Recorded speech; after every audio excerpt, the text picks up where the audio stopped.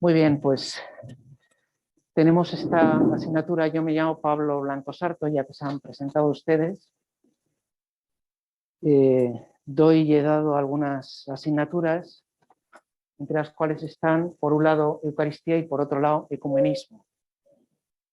Ahora vamos a intentar unir esas dos dimensiones. Yo he trabajado sobre todo lo que se refiere al diálogo católico-luterano, y de hecho tengo una pequeña monografía sobre la Eucaristía en el diálogo católico-luterano, de la cual les hablaré oportunamente y extensamente, bueno, lo justo. Esta asignatura yo creo que es interesante porque es también una cuestión de actualidad. Si hablo demasiado rápido o no se oye bien, me lo dicen, por favor. Tiendo a bajar la voz y entonces, si no se me oye o no se me entiende, dígamelo, por favor. Entonces, decía que es una cuestión de actualidad porque el último Vademecum, que se ha publicado pues no hace ni siquiera un año, aborda esta cuestión de la Eucaristía, una vez más. Veremos en qué términos, pero lo que vamos a hacer es ver por qué el Vademecum dice lo que dice y qué es lo que debe hacer un pastor o un profesor cuando aborde estas cuestiones con cristianos de otras confesiones. Aquí veo que hay gente de distintas procedencias, seguramente ustedes tendrán su propia experiencia ecuménica, que conocerán otros cristianos, bien ortodoxos, bien anglicanos, bien protestantes, y lo que vamos a intentar es iluminar este tema desde la teología. Muchas veces se habla de este tema, bueno, pensando que es un tema, no sé, como uno puede opinar de algo que no sabe demasiado bien, ¿no? Perdón por el ejemplo que voy a poner, pero he de adelantar que yo no sé de fútbol, ¿no? Yo no entiendo de fútbol, entonces si hablo de fútbol, hablo sin fundamento, sin conocimiento. Entonces si yo opino de fútbol, el valor de mis opiniones tienen un escaso fundamento, un escaso valor. Entonces, lo que vamos a intentar aquí es dar marcha atrás, ver en primer lugar qué es lo que dice la teología ortodoxa sobre la Eucaristía, y para eso tenemos que dar un poquito de marcha atrás y recordar, o mejor dicho, profundizar en los contenidos de la teología ortodoxa sobre Trinidad, sobre Cristología, sobre Eclesiología, sobre Antropología, para llegar a la cuestión de la Eucaristía, y entonces situar lo que dicen los ortodoxos sobre la Eucaristía. Después, en el mundo del protestantismo es mucho más variado y mucho más complicado, pero veremos esencialmente lo que se refiere a los anglicanos, veremos lo que se refiere a los luteranos, veremos lo que se refiere a los reformados, y aquí cuando hablamos de reformados, aunque sea también un genérico, estamos hablando sobre todo de los calvinistas, calvinistas y zwinglianos, presbiterianos, etcétera, etcétera, ¿no? Congregacionalistas, etcétera, etcétera. No podremos evitar decir algo sobre evangélicos y pentecostales, y entonces ya con todo ese, y también veremos, pues lógicamente, cuestiones teológicas, recordar lo que se refiere a la justificación, qué consecuencias eso tiene para la Eucaristía, y ver, por tanto, que lo que dice el Vademecum actual, pues tiene una fundamentación teológica clara. Eso es lo que, en principio, pretendo hacer en este curso. ¿Se entiende un poco el propósito, el objetivo? Que muy bien. Pues entonces, dicho esto, vamos a hacer un pequeño concurso.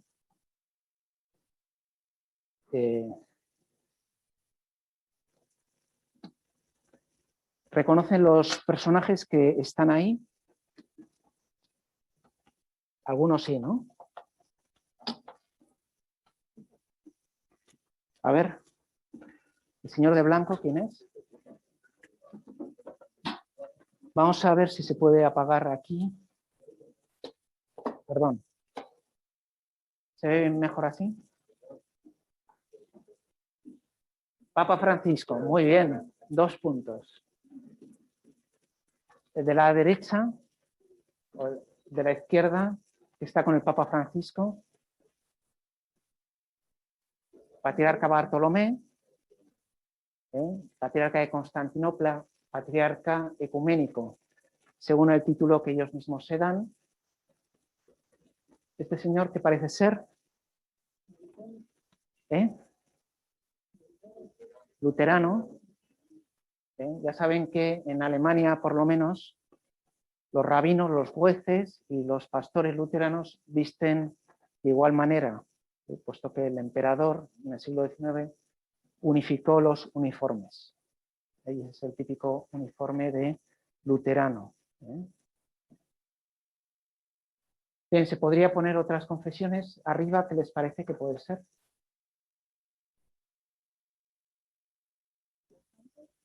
¿Sí? ¿De qué tipo de protestantes?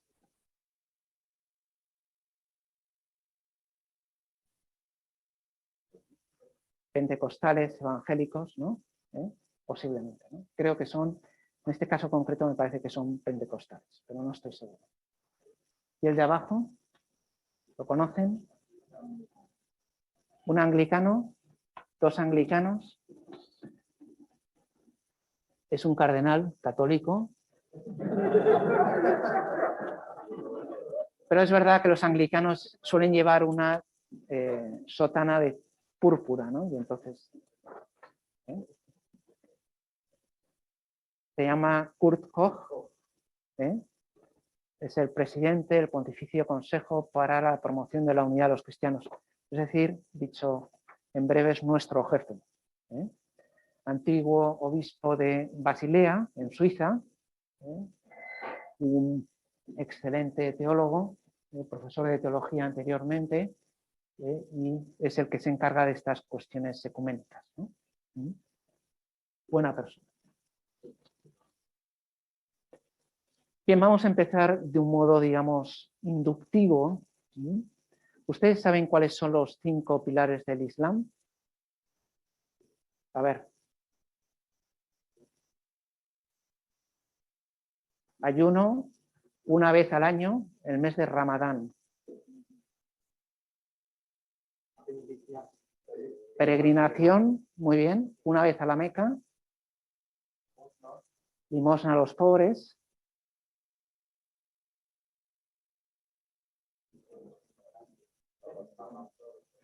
¿Perdón? La profesión de fe. Primer mandamiento del credo musulmán. El único artículo que tienen es: no hay más Dios que Alá y Mahoma su único profeta. Y luego la oración ritual, 5 veces al día, orientados hacia la Meca. Son, por tanto, 5 acciones humanas en las cuales el hombre va al encuentro de Dios. Es una forma que tiene el hombre de decir: ¿dónde estás, Dios mío? Si nosotros aplicáramos esto al cristianismo, el esquema de los 5 pilares, veríamos en primer lugar que no son acciones ascendentes, sino que el fundamento de nuestra fe son acciones descendentes. En el sentido de que son acciones de Dios a nosotros. Dios que sale al encuentro, Dios que se hace el encontradizo. No es que nosotros digamos: ¿dónde estás, Dios mío?, sino que Dios dice: ¿dónde estás, hijo de Abraham? ¿Dónde estás, hijo mío? Entonces, el fundamento de nuestra fe no está en nuestras acciones, sino en las acciones de Dios con la humanidad, con cada uno de nosotros. Y entonces podríamos establecer esos 5 pilares. Esto yo creo que es opinable, pero opinable, quiero decir, en cuanto a la conceptualización. Pero podríamos establecer como estas cinco columnas, estos 5 pilares. ¿Qué les parece que puede ser la C? El credo, lo primero el credo. Creación. Vas más bien en ese orden, un orden histórico salvífico, ¿no? Aunque todo, efectivamente, esto sigue el orden de exposición en el credo. La R, ¿de qué puede ser? Revelación. También podría ser redención, pero la redención vendría en las siguientes. Estaría contenida en las siguientes. ¿Cuál sería la E? La encarnación, que acabamos de celebrar ahora en Navidad. Mientras la P, la Pascua, culminación de la encarnación. Y la I, ¿qué puede ser? La Iglesia como la continuación de la obra salvífica traída por Jesucristo, por el envío por parte del Padre. Digamos que en esos 5 pilares se podría definir o concretar 5 intervenciones descendentes que tiene Dios hacia la humanidad y que constituyen la historia de la salvación. Bien, pues lo que les quería decir es que todos estos 5 pilares se contienen en la Eucaristía. La Eucaristía lo que hace es, en primer lugar, renovar, actualizar la creación. Esos cielos nuevos y esa tierra nueva de los cuales habla Isaías, habla la primera de Pedro y habla el Apocalipsis, se renuevan en la Eucaristía. Esto es también una cosa muy oriental cuando hablan de la Eucaristía, la creación, donde también Dios se manifiesta.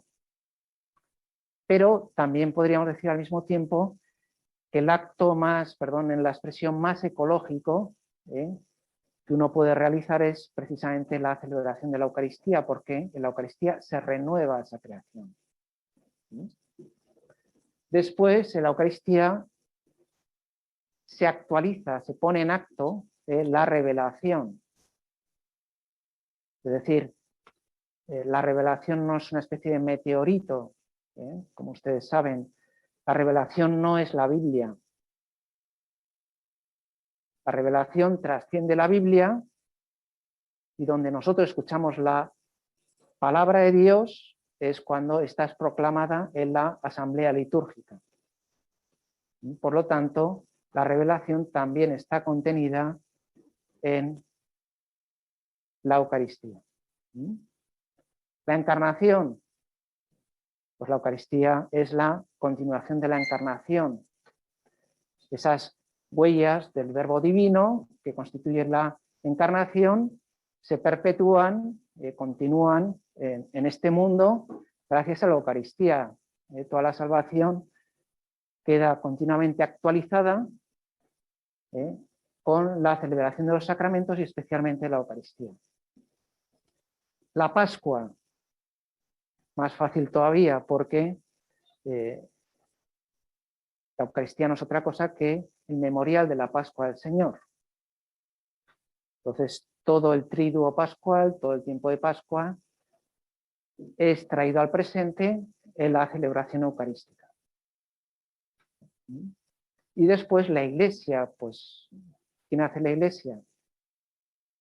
¿Se acuerdan que el año pasado recordábamos en broma la pintada que se encontró aquel párroco una mañana, ¿se acuerdan, no?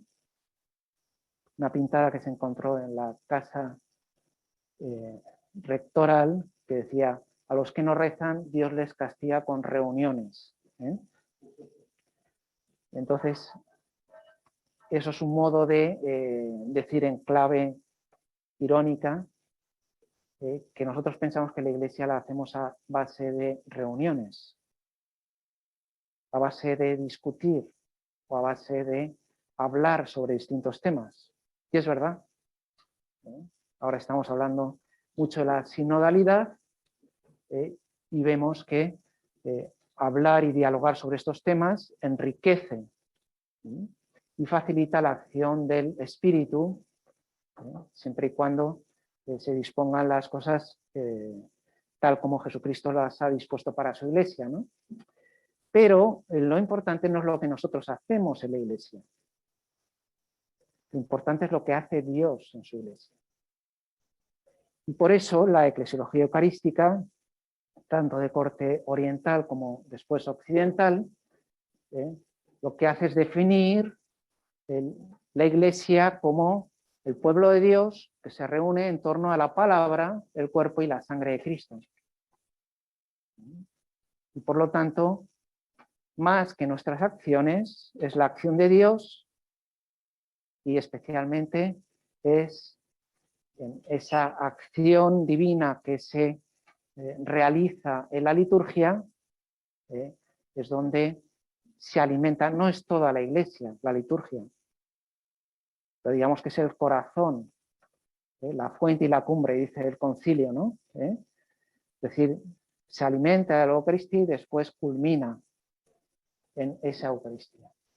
Bien, todo esto es un poco para decir que el enfoque que le vamos a dar, de ir de cosas más generales a cosas más particulares, hasta concentrarlo en la Eucaristía, nos permitirá tener una visión, espero que unitaria, de las distintas teologías, tanto ortodoxa como protestante, y poderla confrontar con la teología católica que ustedes conocen estupendamente, ¿no?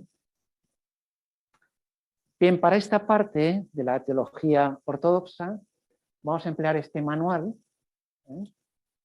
es de John Meyendorff, Teología Bizantina.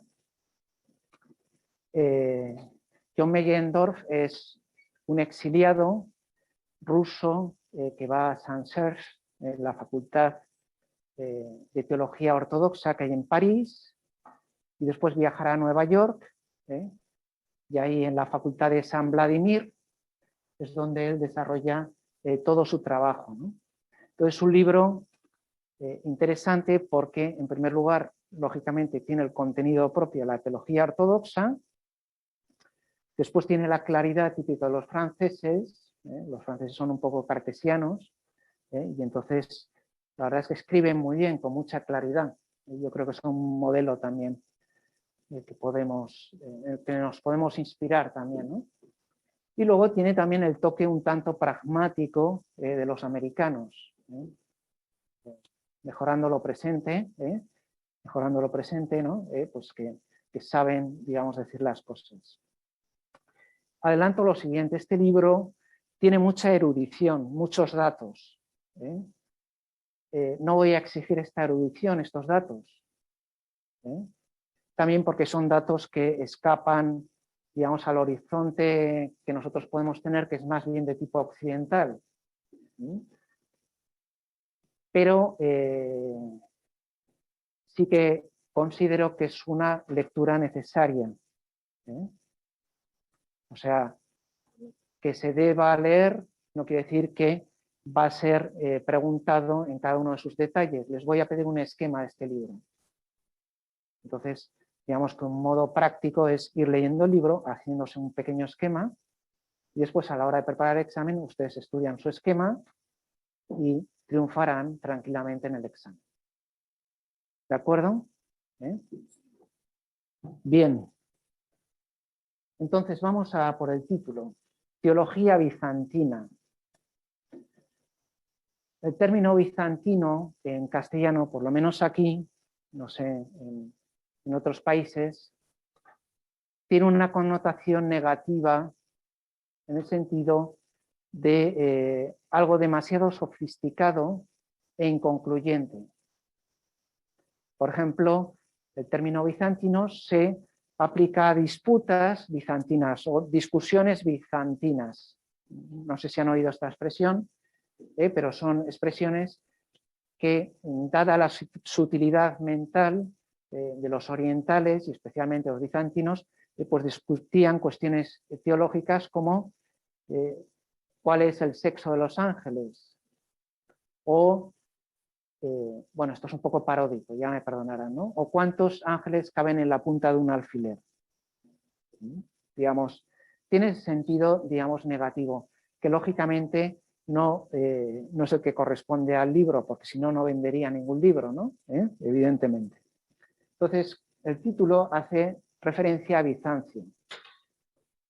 Entonces, como ven, hemos aplicado un cierto coeficiente de reducción de lo ortodoxo, que es un panorama bastante variopinto, donde inicialmente hay 5 patriarcados y después surge alguno más, y donde no es un panorama especialmente unitario. No sé si las noticias de la situación de los ortodoxos en estos días, pero hay un cisma entre Rusia y Constantinopla, entre los dos patriarcados principales. Y el resto de los patriarcados se alinean en una u otra dirección. El sínodo panortodoxo, que se intentó hacer hace unos años, 2017 si no me equivoco, fue un fracaso porque Rusia se retiró. La misma Iglesia Católica, las conversaciones que tiene con los distintos patriarcados, con algunos, digamos que congenia más, sintoniza más, especialmente con el de Constantinopla, pero el Papa Francisco no renuncia a encontrarse, por ejemplo, con el patriarca de Moscú. O sea, digamos que es un panorama variopinto, un tanto disperso y a veces incluso contradictorio. Entonces, por eso, de lo ortodoxo vamos a lo bizantino, porque digamos que es la expresión teológica como más consumada, la tradición teológica más completa dentro de la ortodoxia es la bizantina. Y entonces, pues lógicamente aquí estamos haciendo referencia a Bizancio, que es la sede del patriarcado ecuménico, y aquí ecuménico lo que quiere decir es que es el primus inter pares entre todos los patriarcas que pueda haber en la ortodoxia. Ahora con este conflicto ese principio está en discusión, pero digamos que en principio es digamos la segunda Roma, como iremos viendo enseguida. Y vamos a ver qué sentido quiere decir esto. Bien, entonces vamos a por la introducción que ustedes pueden leer con tranquilidad en el manual. Y las características generales es, en primer lugar, lo que acabamos de mencionar, que Bizancio es considerado la nueva Roma, la segunda Roma, no en un sentido de continuidad, sino más bien con un sentido de oposición. Ustedes recordarán cómo, sobre todo a partir del siglo IV, Constantinopla, por la división en las dos partes del Imperio Romano, de Oriente y de Occidente, lo llamativo es que Constantinopla cobra un desarrollo mucho mayor.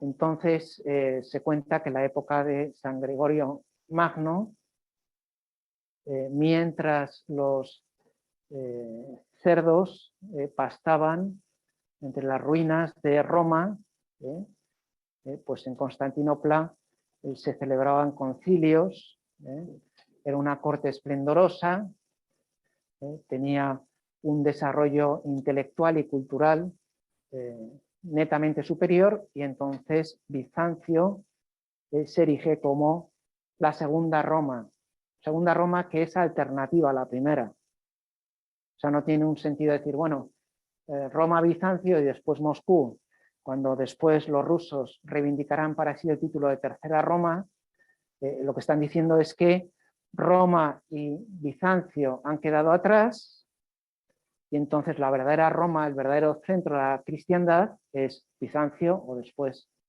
Moscú. ¿De acuerdo? O sea que aquí la expresión segunda Roma tiene un sentido competitivo y excluyente respecto a la primera. ¿Se entiende lo que quiero decir? Bien.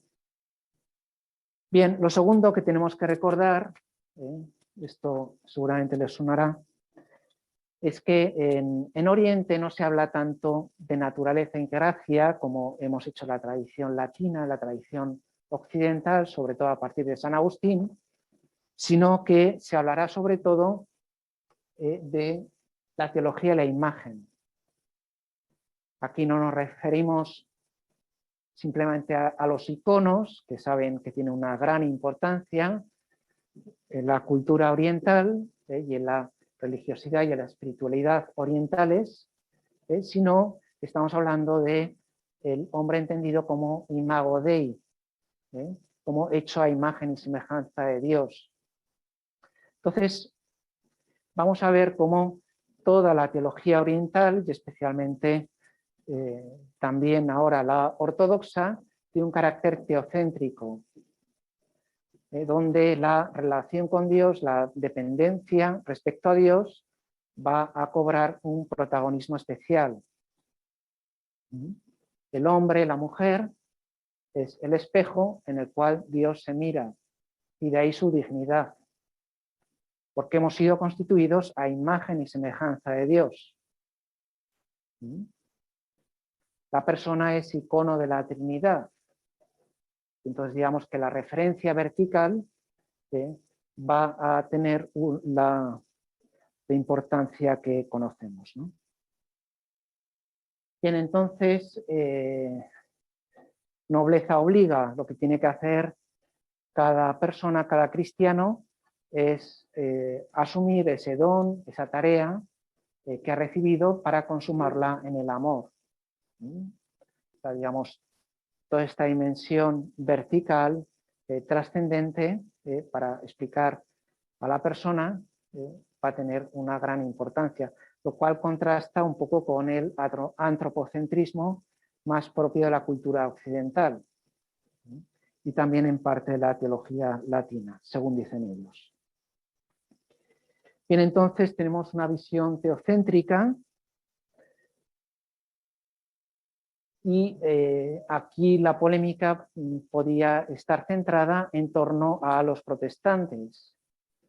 Claro, para los ortodoxos, los protestantes están centrados, incluso obsesionados, con la propia justificación, lo cual es cierto. Lutero estaba obsesionado con la propia salvación.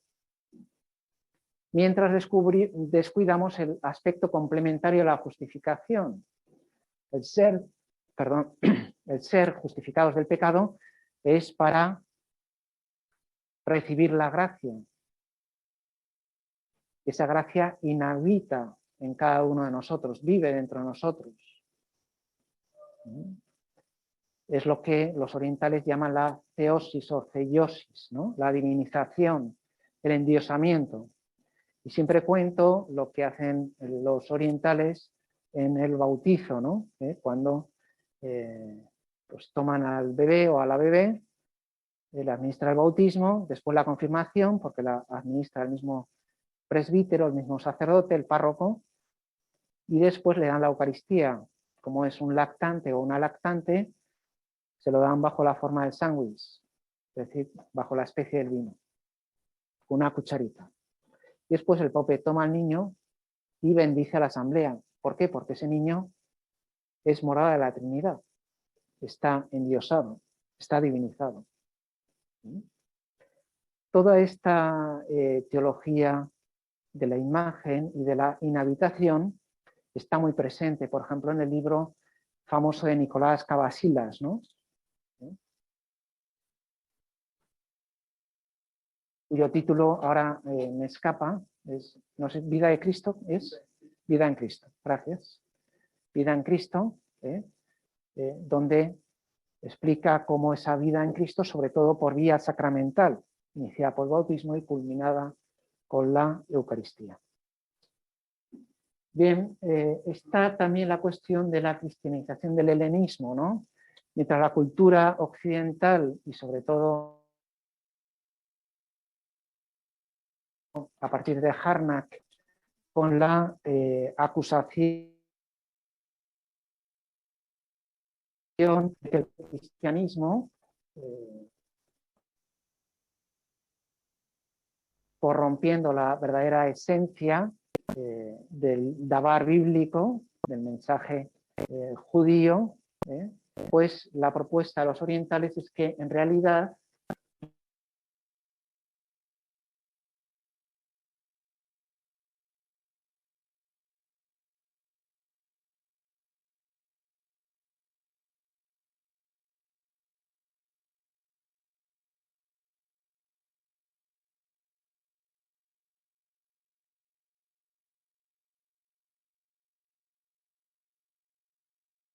con la recepción del dabar bíblico, del mensaje cristiano.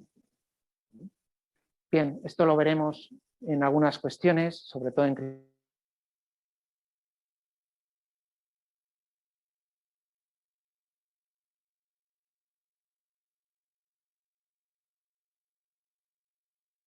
como relación con Dios. No es una relación accidental, sino que es constitutiva. Nuestra dependencia de Dios es algo que enriquece también nuestro ser, la dimensión ontológica de cada persona, ¿no? Después también tendremos que recordar esa teología negativa que veremos en la siguiente clase. Aquí adelanto que el sentido de la teología negativa no es el que le daba Karl Barth, donde invitaba al apofatismo más absoluto, es decir, a callar y no decir nada, a negar el conocimiento de Dios, sino que esta vía negativa en ámbito oriental va a tener un sentido distinto, el cual recordaremos en la clase siguiente, ¿no? Después, el uso que ellos hacen del magisterio. Evidentemente ellos no tienen, aunque tienen un primus inter pares, digamos, la autoridad que tienen es más de tipo moral, es un primado de honor, no de jurisdicción, y por lo tanto la autoridad magisterial que tiene el patriarca de Constantinopla, digamos que es de tipo orientativo. No sé si la comparación es acertada, pero a mí me recuerda un poco a la que tiene el arzobispo de Canterbury de la comunión anglicana, que bueno, tiene una cierta función exhortativa, pero desde luego no tiene ningún tipo de autoridad de tipo doctrinal, ¿no? En ese sentido. Entonces ellos, por ejemplo, lógicamente solo admiten los 7 primeros concilios y los citan de un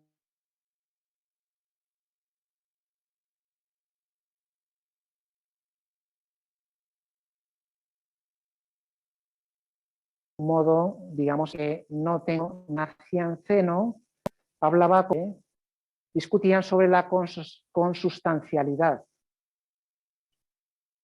cual no está mal, ¿no? Me das un lenguado, me das una merluza, pues yo creo que es consular, homousio stopatri, ¿no? Yo creo, entonces, discutiendo sobre estas cuestiones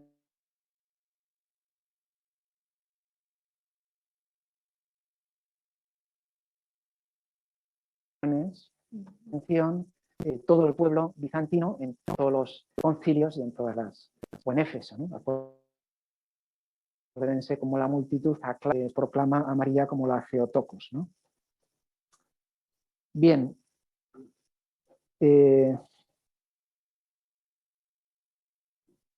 Vamos a recordar la importancia del monacato que tiene la teología oriental. Además, vamos a estar aquí, espero que bien asistidos y bien asesorados al respecto. La mala noticia es que,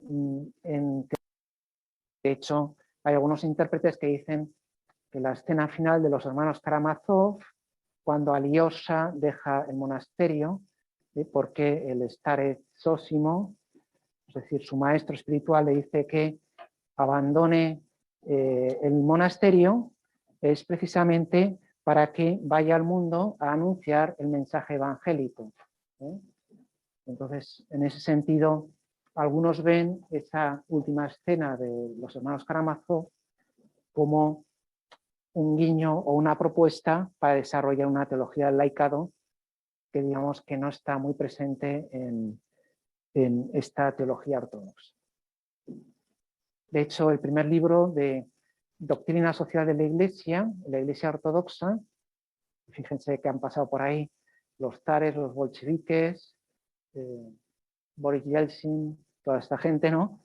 Pues el primer documento de doctrina social de la Iglesia ortodoxa es en el Patriarcado de Moscú en el año 2000.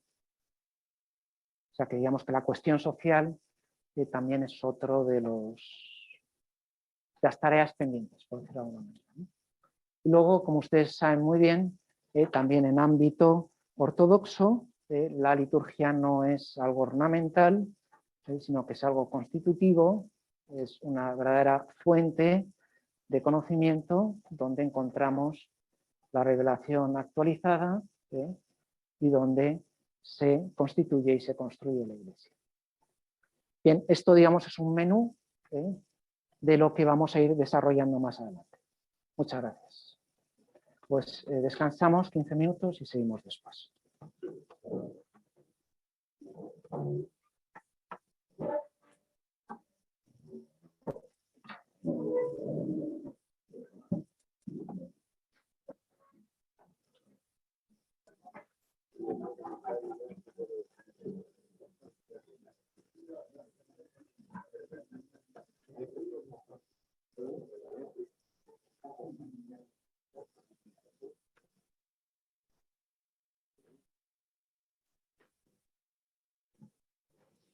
Muy bien, con el permiso de ustedes, vamos a seguir con la segunda parte de la introducción.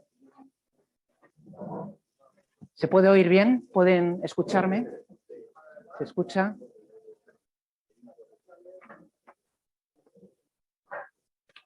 Este segundo apartado se refiere a la interpretación de la Biblia, cómo ellos leen la Biblia, cómo la entienden, que lógicamente los principios fundamentales coinciden con los de la Iglesia Católica, pero que tiene algunos matices.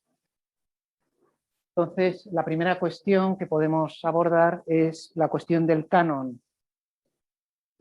puesto que en algunos momentos en Oriente se ha optado por el canon breve,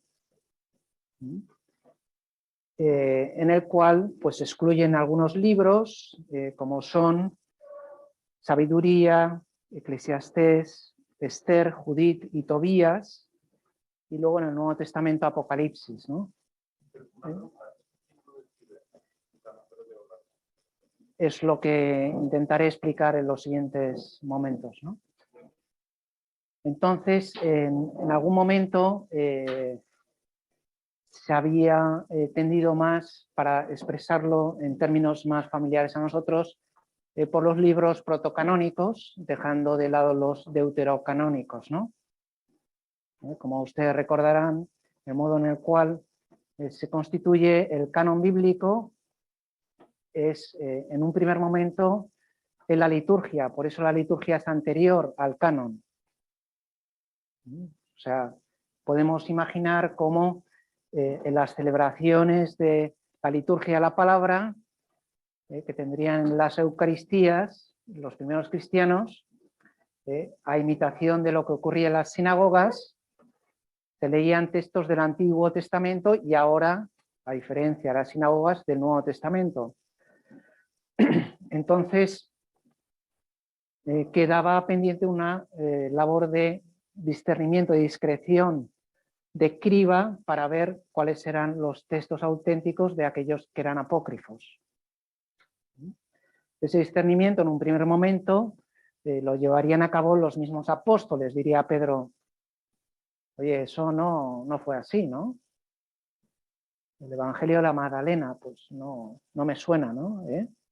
O el mismo Santiago diría, ese Evangelio no lo he escrito yo, aunque es posterior, ¿no? Pero ya me entienden lo que quiere decir, ¿no? O sea, en un primer momento serían los mismos apóstoles quienes irían discerniendo cuáles eran los textos auténticos de los apócrifos, ¿no? Y digamos que en parte Oriente ha tendido más bien a este canon de tipo breve, en el cual entrarían a formar parte solo los libros protocanónicos. Sobre todo lo que se refiere al libro de la sabiduría y también Apocalipsis, que raramente se utilizaba en Oriente en la liturgia. Por eso el famoso libro este de Scott Hahn, ¿cómo se llama? La Cena del Cordero, que explica la Eucaristía a partir del pasaje del Apocalipsis, ¿no? Donde une los aspectos esponsal y luego convival y sacrificial de la Eucaristía a través de esta escena del libro del Apocalipsis. Claro, a nosotros a lo mejor nos resulta muy cercano, pero a un ortodoxo o un protestante que lo tienen a veces excluido el propio canon bíblico, no le resulta un argumento convincente en ese sentido, ¿no?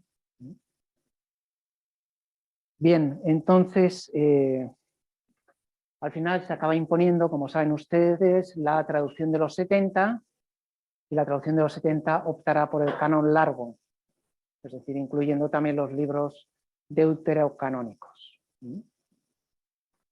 Bien, entonces esa, digamos, es una cuestión un tanto fluida que recorre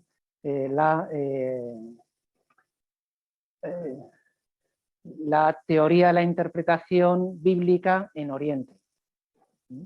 Digamos que en algunos concilios se reconoce el canon breve, mientras en otro se reconoce el canon largo. Está ahí como oscilando entre esas dos cuestiones. Bien, lógicamente la tradición apostólica tendrá un gran peso para los ortodoxos. De hecho, en el sueño que tiene Berdiev,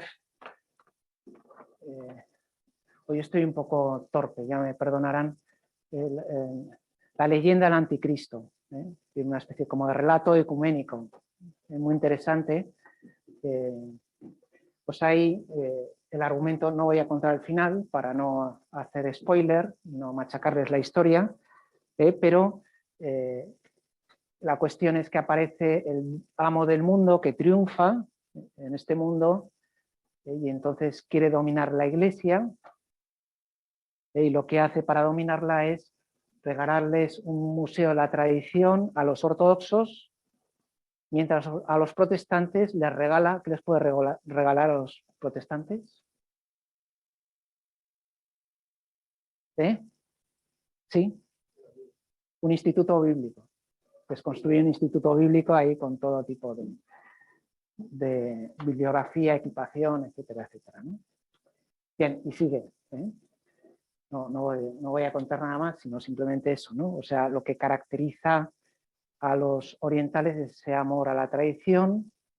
Ya veremos que ellos la entienden de un determinado modo. Y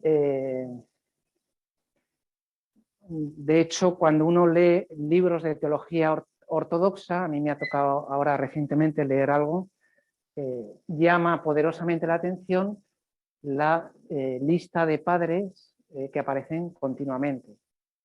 Nosotros lo tenemos como muy estructurado: escritura, tradición, magisterio, ¿no? Como la palabra, el eco de la palabra, presente en la tradición, y después la síntesis de lo anterior en el magisterio. En teología ortodoxa no es así. Digamos, hay una larga exposición de las razones que presentan los padres y después extraen sus propias conclusiones. Pero evidentemente el peso de los padres, lógicamente los padres orientales, los padres griegos, van a tener pues una importancia definitiva en ellos, ¿no?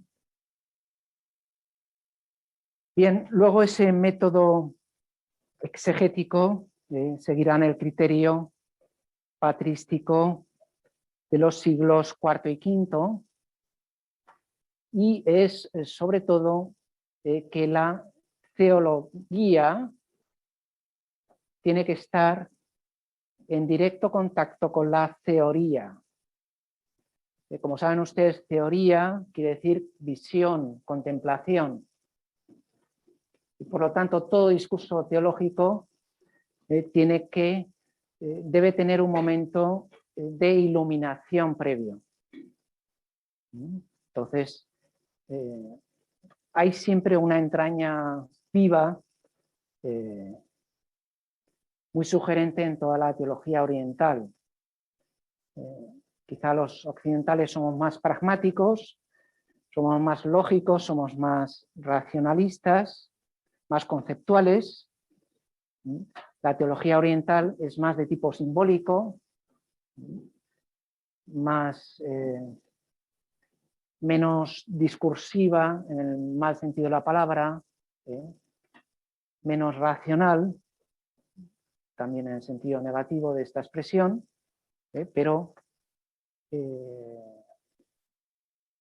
profundamente sugerente. Si no, me estaba viniendo a la cabeza, igual la comparación no es muy acertada, pero creo que ustedes han leído la catequesis de Benedicto XVI sobre la teología monástica y la teología escolástica, ¿no? Creo que lo vieron, si no lo pueden.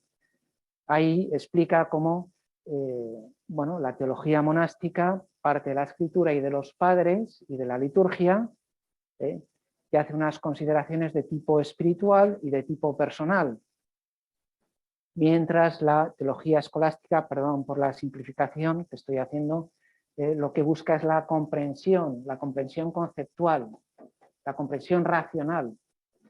Entonces, digamos que la vida que tiene la teología monástica, pues no la tiene la escolástica, mientras la escolástica pues tiene una claridad conceptual que rápidamente ayuda a situarnos en cada tema, pues con todos los datos necesarios para entender qué es lo que enseña la Iglesia al respecto. Pero, claro, cabe el riesgo del esencialismo, del cosificar, de la excesiva conceptualización, al punto de que eso, más que estudiar un organismo vivo, que es la Iglesia, o que es incluso nuestra fe, lo que estudia es una especie como de momia o de cadáver, perdón, o de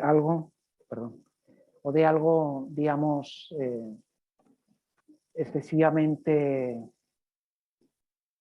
muerto, digamos, ¿no? Bien, en ese sentido, esa unión entre teología y teoría puede ser también útil, ¿no? Luego, el carácter experiencial de la revelación. Hemos dicho que hay un conocimiento del magisterio, un aprecio de los concilios, lógicamente los concilios anteriores al siglo XI, pero digamos que es un recurso un poco distinto. Quizá nosotros en la teología católica lo primero que hacemos es acudir al magisterio, porque es lo más rápido, lo más inmediato, y ya a partir del magisterio pues vamos al fundamento bíblico o a los padres. Digamos que la síntesis la tenemos ya elaborada en el magisterio. El método oriental es distinto. Nace de la contemplación, nace de la meditación, nace de la lectura inmediata, viva, de los textos de la Escritura y de los padres, y a partir de eso sacan las propias consecuencias que a veces confrontan con el magisterio. En definitiva, yo creo que son dos dimensiones complementarias, ¿no? Nosotros aplicaríamos un esquema más deductivo, mientras ellos utilizan un método más inductivo, más de abajo arriba o al revés, como quieran verlo, porque esto es reversible, ¿no? ¿Se entiende lo que pretendo decir, más o menos? ¿Se entiende? Por favor, veo que no soy capaz de suscitar preguntas o Pero pueden preguntar en cualquier momento, ¿eh? Bueno, alguno me ha preguntado, pero quiero decir que agradezco mucho las preguntas o las interrupciones, ¿no? Porque si no...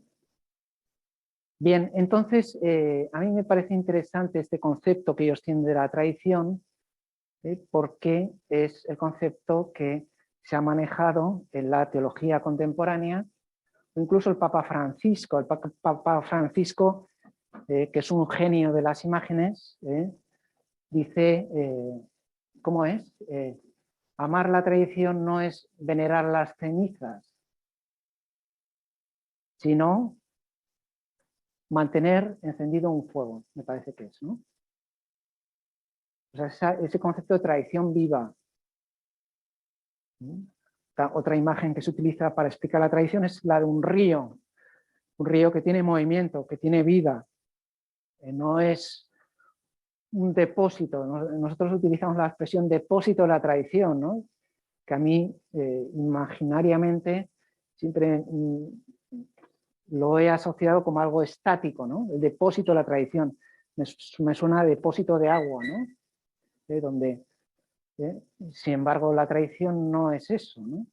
El desarrollo orgánico del dogma, de cómo la verdad, y esto lo veremos enseguida, despierta infinitas sugerencias que con la asistencia del Espíritu Santo pues vamos profundizando en ellas y vamos sacando partido a virtualidades ocultas. Pongo un ejemplo, antes hablábamos de teología del laicado. La teología del laicado, no soy un experto en el tema, pero creo que tiene un origen relativamente reciente, en el siglo pasado. ¿Es que los laicos no tenían importancia en el siglo I, el siglo II? Pues por supuesto que sí. Y seguramente había una teología del laicado, o por lo menos había un modo de vivir los laicos cristianamente en el mundo. Sin embargo, digamos que un desarrollo teológico ha venido con el tiempo. Y lo que estaba en un principio ha sido después desarrollado conforme va pasando el tiempo. ¿Se entiende lo que quiero decir, no? Bueno, pues yo asociaría, por tanto, el concepto que se tiene de tradición a esta visión que tienen los orientales, ¿no? Aunque a veces también entre los orientales encontramos ese sentido de adorar las cenizas. O sea, que es un amor a la tradición que se convierte en puro tradicionalismo. En el mal sentido de la expresión, como diciendo, como una imitación de formas, de formalismos o de formulismos cosificados o cristalizados en un determinado momento. Por ejemplo, hay autores que hablan de el tradicionalismo que se puede ver a principios del siglo XX. En el fondo lo que hacía es repetir esquemas acrisolados en el siglo XIX, pero no tenía en cuenta la tradición del siglo XIII o del siglo V. Claro, tan tradición es lo que ocurrió en el XIX como lo que ocurrió en el siglo XIII o V. ¿Se entiende, no? O sea, esa visión, digamos, global, holística, general de toda la tradición y además entendiendo, no oponiendo un siglo a otro, ¿no? Pues el siglo XX es la negación del siglo XIX. Bueno, no lo sé, no soy capaz yo de interpretarlo, ¿no? Pero digo, el siglo XX viene después del XIX y del XVIII y del XVII, etcétera, etcétera. Bien, no sé si he dicho alguna cosa incorrecta, pero se entiende más o menos la idea que quiero decir. ¿Quieren decir algo? ¿Quieren? Bien. Entonces, eso llevará a que sea un desarrollo orgánico, esa es la buena noticia. Eso es importante. El organicismo propio de los románticos o de la escuela de Tubinga, en el fondo, bueno, pues es una constante universal, ¿no? que algunos ponen su origen en Aristóteles o aplicado a la eclesiología, por ejemplo, en San Pablo, ¿no? O el desarrollo orgánico, por ejemplo, de la liturgia. O igual alguien, bueno, aquí hay expertos en liturgia que me pueden corregir, igual alguien puede pensar que la liturgia la hacemos nosotros, o que nosotros somos dueños de la liturgia. Y entonces yo en la celebración, pues improviso o introduzco elementos un poco según mi propio criterio personal, que a lo mejor es estupendo, o a lo mejor no es tan estupendo, y entonces yo me constituyo en dueño y señor de esa liturgia que yo creo ex novo. La liturgia tiene una larga historia que algunos conocen y entonces con ese conocimiento pueden ver qué hay de excesivamente personal y qué hay de eclesial en ese modo de celebrar, digamos, ¿no? Bueno, pues ese desarrollo orgánico que se podría ver en la liturgia, sin embargo, la mala noticia es que en ámbito oriental es muy lento.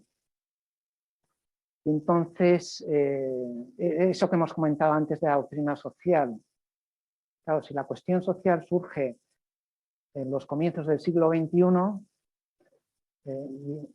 la Iglesia Católica ha empezado en el siglo XIX, ¿no? Con León XIII, aunque también se puede ver en otras intervenciones pontificias, ¿no? Con motivo de la usura, etcétera, etcétera, en otros siglos, ¿no? O vamos a poner el ejemplo contrario, ¿no? El tema famoso de la medioambiental, ¿no? Que es una consecuencia de la doctrina de la creación, en el fondo. Bueno, pues en este sentido, el patriarca de Constantinopla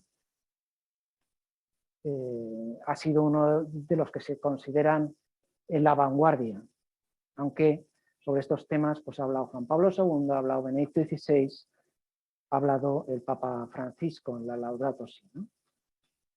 Bien, perdonen si simplifico, si alguien quiere decir algo que lo diga libremente, porque yo no soy un experto en estas cuestiones, sino que simplemente tengo ideas, ¿no? que a lo mejor pues, pueden ser completadas, ¿no? Pero en fin, a lo que voy es que en general la teología ortodoxa lo veremos, por ejemplo, en la eclesiología. Va un poquito por detrás de lo que va la teología católica. No en el sentido progresista de la expresión, sino intentaremos entender qué es lo que quiero decir con esto. ¿De acuerdo? Bien, y habíamos dicho que ese magisterio es algo reticente. ¿Se entiende la expresión reticente? Reticente es que no es muy directo, que es demasiado precavido, demasiado cauto, un poco miedoso, puesto que pues se citan, por ejemplo, los concilios de Éfeso o Calcedonia para refutar la herejía, pero no es que a partir de las consideraciones de Éfeso o Calcedonia, claro, ellos se quedan sobre todo en los concilios trinitarios y cristológicos. Entonces, por ejemplo, en eclesiología no han tenido pues, un Vaticano I y un Vaticano II, como hemos tenido nosotros, ¿no? Entonces, sí que continuamente se dice, de acuerdo con el parecer de los padres, y se citan continuamente a los padres, pero digamos que ese recurso orientador al magisterio no es algo que esté tan presente en esos desarrollos teológicos, ¿no? Bien, aprovecho también para hacer un pequeño paréntesis y es recordar que cuando hablemos de cristología, aquí lógicamente haremos referencia al concilio de Calcedonia, la línea calcedoniana, pero tienen ustedes que recordar que parte de las iglesias ortodoxas especialmente los patriarcados de Alejandría y Antioquía, son considerados, antes se decía que eran iglesias monofisitas, y ahora se dice que son no calcedonianas. Bueno, mejor dicho, primero se dijeron que eran monofisitas o nestorianas, después se decían que eran no calcedonianas, y a razón de, esto es interesante, ¿no?, de los distintos encuentros y declaraciones conjuntas que se han hecho entre católicos y esos patriarcados orientales, pues se ha llegado a una formulación que dicen que son post-calcedonianas. Es decir, lo que ha aclarado la Iglesia Católica en esas conversaciones es que esas iglesias de corte alejandrino o antioqueno no estaban en contra de Calcedonia, aunque no lo citaran expresamente. Es más, no utilizaban la terminología de Calcedonia, de persona y naturalezas, como hacemos nosotros. A veces ellos hablarán una naturaleza en dos naturalezas, por ejemplo. Entonces decimos una persona en dos naturalezas, ¿no? Digamos que hay un manejo terminológico distinto, pero con esas conversaciones que han tenido lugar, se ha llegado a la conclusión de que la fe cristológica es igual a la que tenemos nosotros.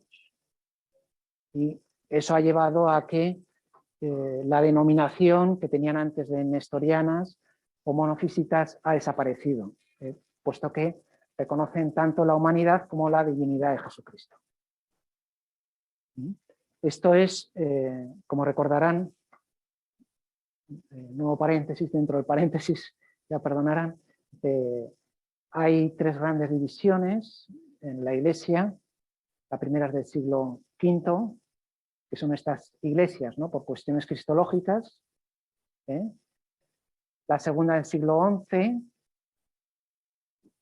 que es el Cisma de Oriente, 1054. Y la tercera es en el siglo XVI, a partir de 1517, con la Reforma Protestante o las sucesivas reformas protestantes. O sea, que quiere decir que cada 5 siglos ha habido una gran división en la Iglesia.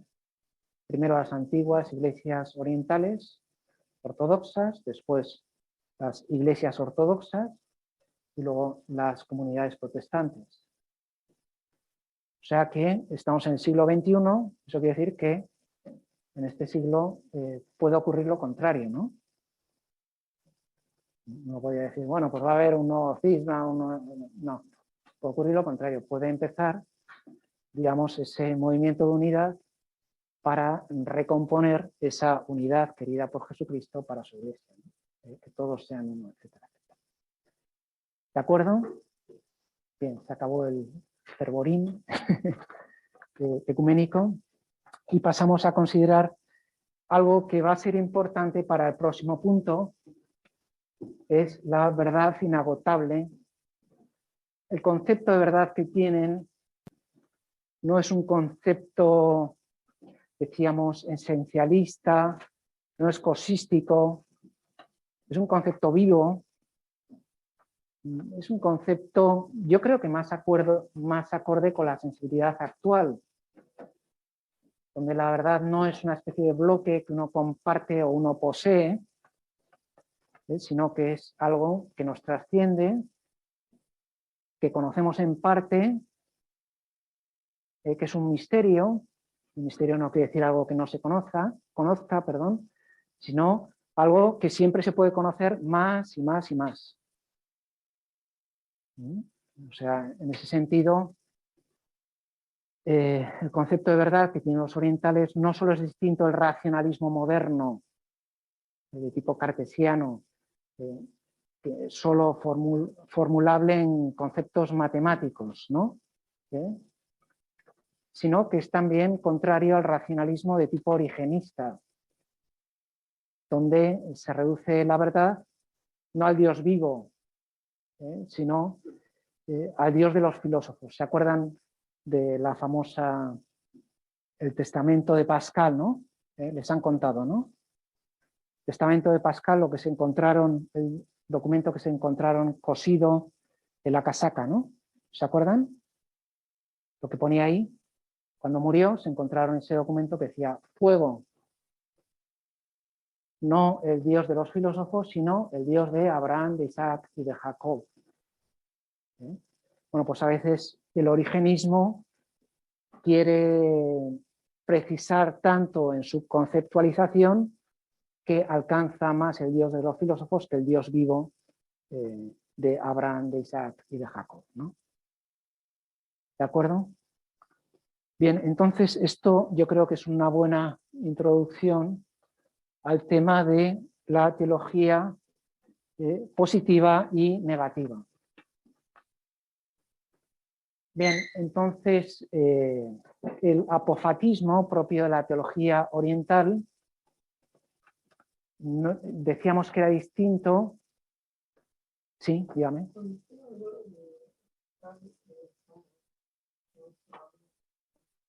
Gracias. Agradezco esta pregunta. Cuando hablo de oriental, me refiero tanto católico como ortodoxo, aunque vamos a hablar específicamente de la teología ortodoxa. Pero la condición de oriental está compartida tanto por los católicos orientales, que están en plena comunión con Roma, como los ortodoxos que no tienen comunión con Roma, ¿no? Digamos que es una teología, una espiritualidad, un modo de vivir la fe que es propio de la sensibilidad o de la cultura de esos pueblos, ¿no? De hecho, lo que te cuentan los católicos orientales, aquí tenemos un seminarista católico oriental en bachillerato, los que tienen problemas, por ejemplo, en territorio ortodoxo, no son los católicos latinos. El católico latino es como un extraterrestre ahí, ¿no? O sea, casi no es ni cristiano, según algunos de ellos, ¿no? El que tiene serios problemas es el católico oriental, que tiene la misma liturgia que ellos, y la misma lengua en la cual rezan, y la misma espiritualidad. Entonces, ese es el enemigo, ese es el proselitista. Porque si luego uno se hace católico oriental, pues está robando pues fieles a la propia iglesia. Y como son iglesias muy nacionales, el que es ruso tiene que ser ortodoxo ruso. Y si es católico, deja de ser ruso prácticamente. Esto les puede sonar un poco fuerte. Aquí a lo mejor hay gente que sabe más que yo, pero una vez me encontré con una chica en el autobús de Pamplona a Bilbao, ¿no? Es una chica que resultó ser rusa, me acuerdo, una chica así enorme, ¿no?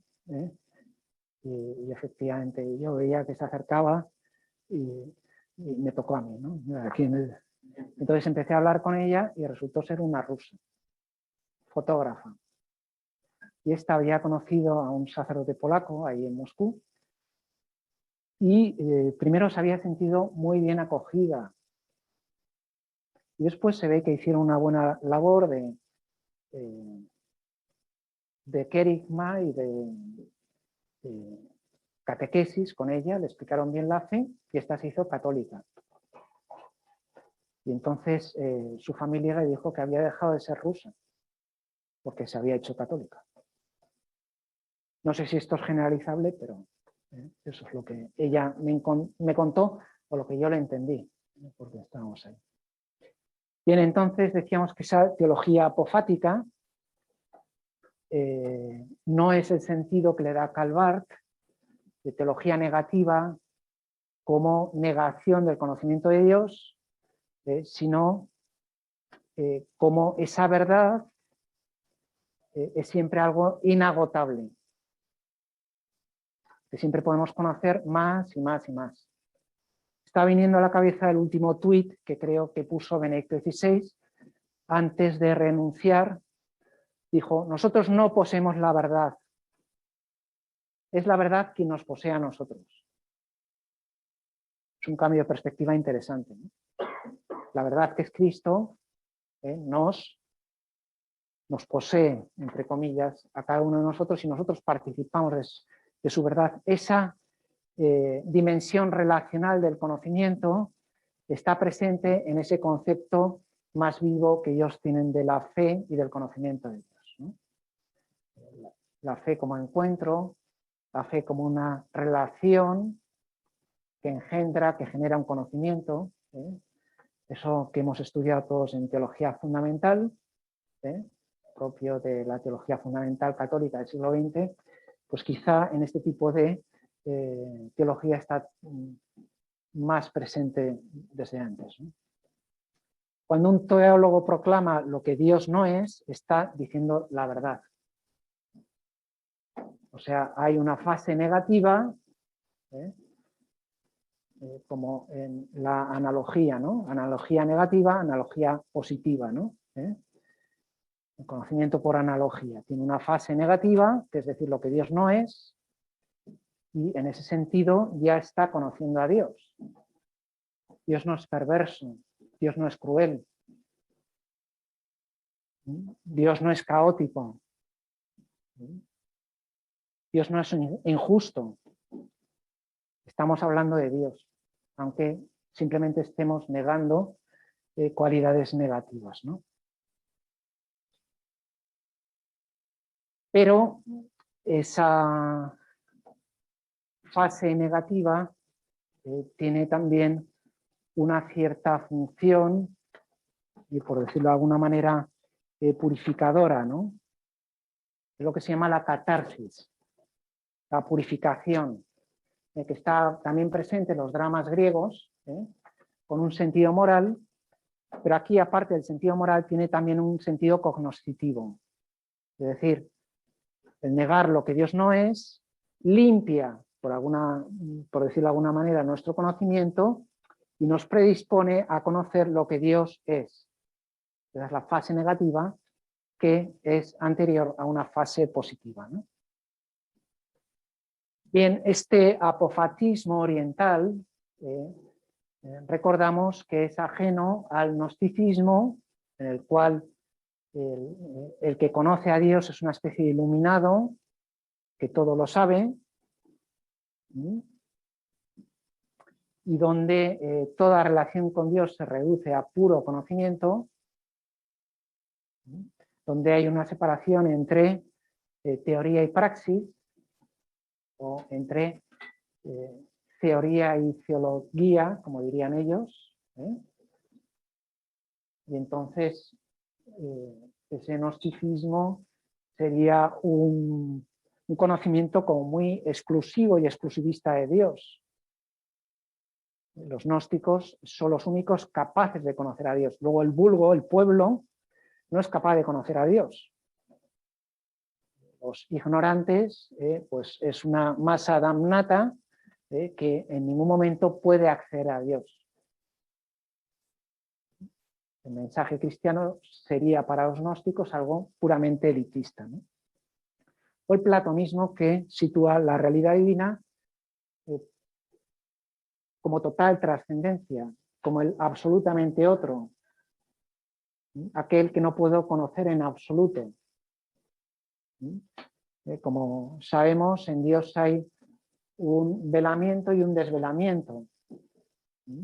Dios se vela, pero también se revela.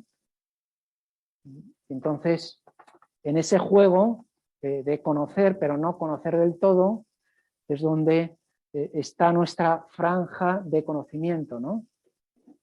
No es un conocimiento absoluto, pero tampoco es un agnosticismo, un no conocimiento, sino que es un conocimiento relativo y, digamos, continuo, ¿no? En el cual siempre podemos ir a más, siempre podemos conocer mejor.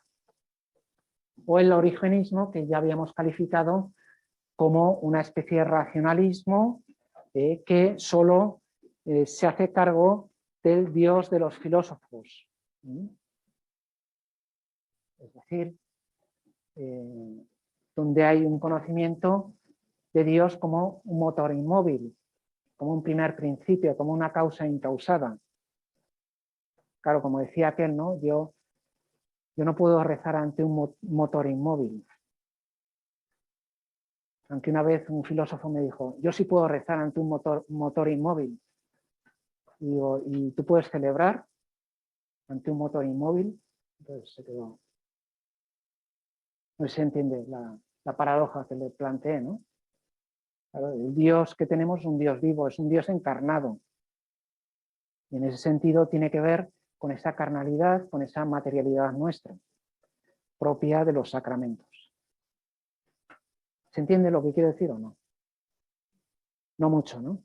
Es que, bueno, él me dijo, yo soy capaz de rezar, debía ser un filósofo muy bueno, ¿no? Me dijo, yo dije, recordé esa frase, ¿no? Yo no puedo rezar ante un motor inmóvil. Entonces él me dijo, pues yo sí. Digo, ¿y puedes celebrarlo? En el sentido de, claro, el Dios que nosotros tenemos, el Dios cristiano es un Dios que se celebra en los sacramentos. Digamos que se pone a nuestro nivel, asume la materialidad y la naturaleza humana y se hace presente en algo material o por medio de algo material, ¿no? Entonces ahí no me dijo nada.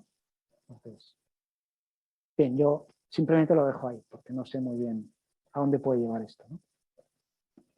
Bien, y entonces el conocimiento humano puede entender las cosas, pero no puede entender a Dios. O sea, digamos que es un agnosticismo relativo. Aquí, lógicamente, conocimiento tiene un carácter un tanto exclusivista, de decir, bueno, voy a encerrar dentro de mis conceptos, dentro de mi cabeza, de mis esquemas mentales, del mapa mental, como dicen ahora, voy a encerrar a Dios como si fuera una jaula. Bueno, pues evidentemente eso no va por ahí. La misma realidad también es, en cierto modo, incognoscible del todo. Si nos acercamos a la persona humana, las personas es de las cosas más difíciles de conocer. Igual pensamos que somos capaces de conocer a una persona. De repente nos sorprendemos. Ahí va, pues no lo conocía bien, ¿no? Bueno, pues eso elevado a la condición divina es todavía mayor, ¿no? Y por lo tanto el conocimiento culmina la contemplación y el encuentro. Y por eso habíamos hablado de ese carácter relacional del conocimiento. El conocimiento entendido como una relación que genera un conocimiento y ese conocimiento me lleva a su vez a la contemplación. Digamos, todo el esfuerzo interpretativo que voy haciendo para conocer a Dios y las cosas divinas me tiene que llevar a esa contemplación para que sea lo más plena posible, sabiendo que esa plenitud absoluta es imposible. Bien, y vamos a acabar con la fase positiva, donde no tenemos que entender esto como una especie como de conocimiento puramente individual o individualista, un poco como el pensador de Rodin, ¿no? Este escultor francés, ¿no? El pensador ¿saben? ¿No? Está así como reconcentrado en sus propias ideas, desentrañando los misterios de este mundo. No. La imagen que podríamos acudir es más bien la de la escuela de Atenas de Rafael, ¿no? Donde aparecen Platón y Aristóteles ahí en el centro de la escena discutiendo, ¿no? Platón señala hacia arriba, hacia las cosas del cielo, mientras Aristóteles le dice, tranquilo, vamos a atenernos a las cosas de esta tierra, ¿no? Bien, pues el conocimiento es más bien dialógico. Conocimiento es una red de relaciones. O sea, yo el 90% o más de lo que sé, lo sé gracias a otros, ¿no? A lo que he leído, a lo que me han contado, las preguntas que me han hecho en clase, o las correcciones que me han hecho, etcétera, yo crezco en ese conocimiento y por lo tanto tiene esa dimensión no solo social, sino también eclesial, teniendo en cuenta que la Iglesia tiene además esa dimensión trascendente de asistencia al Espíritu Santo. Y en donde el amor y la verdad están íntimamente unidos a la belleza, esa tríada, que nosotros conocemos a un nivel ontológico, el verum, el bonum, el pulcrum, bueno, pues eso tiene su origen analógico en Dios, donde está el origen de todo amor, de toda verdad y de toda belleza. Y por último, recordamos esa famosa frase de Gregorio de Nisa, donde habría dos momentos: tiempo de callar, teología negativa, fase apofática, y después un tiempo de hablar. No se trata simplemente de quedarse callado y en silencio, sino después de haber escuchado, tener esa capacidad de hablar. El diálogo es escuchar, pero también es hablar. El que escucha y después no dice nada, no está dialogando. El que habla y no escucha nada, tampoco está dialogando. Entonces esas dos dimensiones, receptiva y activa, son importantes, ¿no? Y en definitiva lo que vamos a encontrar en la teología oriental y en general y en la teología ortodoxa en particular es esa dimensión relacional, la relación entre Dios y el mundo, entre el creador y la creación, esa heteronomía, el sentido de dependencia respecto a Dios, y esa identificación de la antropología y cristología, es decir, la persona humana no es solo imago Dei, sino que es imago Christi, es otro Cristo.